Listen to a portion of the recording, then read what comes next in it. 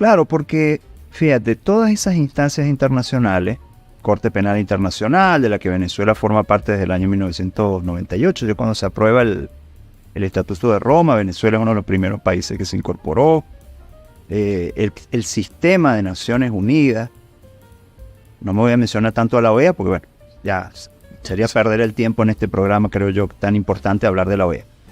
Pero el sistema de Naciones Unidas, por ejemplo, que tiene un conjunto de instancias, que es además donde se sostiene el grueso del andamiaje del derecho internacional, de derechos humanos, que han aceptado la mayoría de los países. Venezuela es uno de los países que más tratados ha suscrito y ratificado, por ejemplo, que es una demostración también de voluntad política en torno al tema, ¿no? Que no puede ser desmeritada. Pero esas instancias quedan condicionadas, lamentablemente, por la dinámica del poder real, ¿no? Del poder real. Y el poder real sabemos que lo maneja, bueno, un conglomerado de estructuras de la economía transnacional, que a su vez son las que determinan y ponen gobiernos, ¿no? Los inquilinos de la Casa Blanca no llegan ahí por el voto de la gente, como alguno pudiese pensar. Todos sabemos que, bueno, ahí hay un juego de los grandes poderes corporativos, que son los que determinan cómo se maneja la formalidad del poder constituido. Y bueno, y a partir de allí viene también un determinante en los espacios multilaterales, internacionales, de marcar las agendas. Un ejemplo, siguiendo la misma tónica, ¿no? Yo confieso, la causa palestina es una causa que yo acompaño desde la adolescencia, es un tema de sensibilidad realmente que me toca mucho en la fibra, y bueno, y creo que toda persona que tenga sensibilidad humana realmente tiene que dolerle y tiene que indignarle lo que está pasando con el pueblo palestino. Pero fíjate que hay, por ejemplo, que una estructura anquilosada, ya desubicada en tiempo y espacio, como el Consejo de Seguridad de las Naciones Unidas, que es un resabio de la posguerra, donde 4 o 5 países tengan el poder de veto, y donde vemos, no solo en el caso palestino, hay antecedentes en otros casos, pero pongo el palestino que está vigente, todos los países logran medianamente un acuerdo para pedir un cese al fuego, y que se levante una mano solitaria diciendo no estamos de acuerdo, veto, y se acabó. ¿Cierto? Y no hay decisión, y ese país decidió por todos. Ese es parte del problema. Y fíjate cómo eso incide en la dinámica de los derechos humanos concretamente. Te voy a poner un ejemplo. Además me parece que es importante puntualizarlo aquí. Venezuela en algún momento tuvo una situación de extrema tirantez. Cuando digo Venezuela me refiero al gobierno venezolano, ¿no? A las autoridades legítimas venezolanas. De mucha tirantez, con una dependencia que tiene por mandato evidentemente central el tema de los derechos humanos, que es la Oficina del Alto Comisionado de las Naciones Unidas para los Derechos Humanos. En aquel momento estaba como alto comisionado un príncipe jordano de apellido Hussein, quien además era muy amigo, muy cercano con algunos de los líderes políticos de la oposición más radical de Venezuela, porque bueno, forman parte de élites que han compartido espacios, han estudiado juntos en Europa y, bueno, y todo aquello. Bueno, pero lo cierto es que durante el mandato de este señor no hubo posibilidad de tener una relación sana, armónica, porque la posición de él era directamente de agresión hacia Venezuela, hacia el gobierno, hacia las autoridades de Venezuela.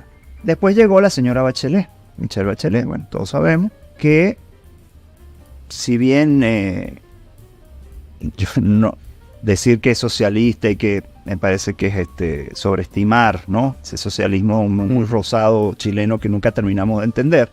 Creo que el socialismo se quedó con Allende y hasta ahí llegó. Pero bueno, ese es otro tema. Lo cierto es que la señora Bachelet asume, tuvo contacto con las autoridades de nuestro gobierno, estuvo en Venezuela, y sin dejar de tener un rol crítico como instancia internacional, pero progresivamente empezó como a construir un camino de relacionamiento de respeto, porque en definitiva yo hice un término que el presidente Nicolás Maduro muchas veces planteó, ¿no? Es tener una relación respetuosa. Claro. No es que vengas a decir que todo está bien y que todo está mal, sencillamente que podamos construir un diálogo, porque además esa instancia, si nos ponemos a ver, forma parte de una estructura en la cual Venezuela es uno de los países miembros. O sea, Venezuela no es un convidado de piedra, es miembro pleno de la Organización de las Naciones Unidas. Esta es una instancia subalterna. Bueno, se empezó a construir ahí un andamiaje de relación, un poquito más sano. Pero fíjate cuál fue el efecto. Cuando la oficina de la alta comisionada comienza a tener esa dinámica, se firma una carta de entendimiento, empieza incluso a reconocer, aunque sea tibiamente, porque las presiones también son muy fuertes allá en Ginebra, ¿no? Pero bueno, tibiamente empiezan a reconocer lo que se ha hecho en materia de derechos humanos, que no es poco, Claudio Osvaldo, lo que se ha hecho en esa materia en este país.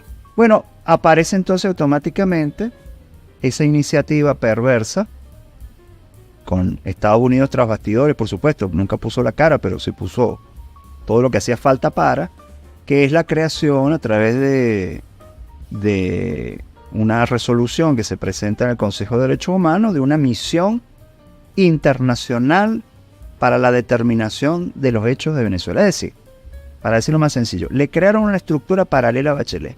Dijeron, bueno, ya esta señora no nos sirve, ya esta estructura ya no nos sirve para el objetivo que es prepararle, digamos, poner el piso para una acción que bajo el pretexto de los derechos humanos permita fortalecer la injerencia del cambio de régimen, que en definitiva el objetivo que tiene el enemigo externo y su aliado interno.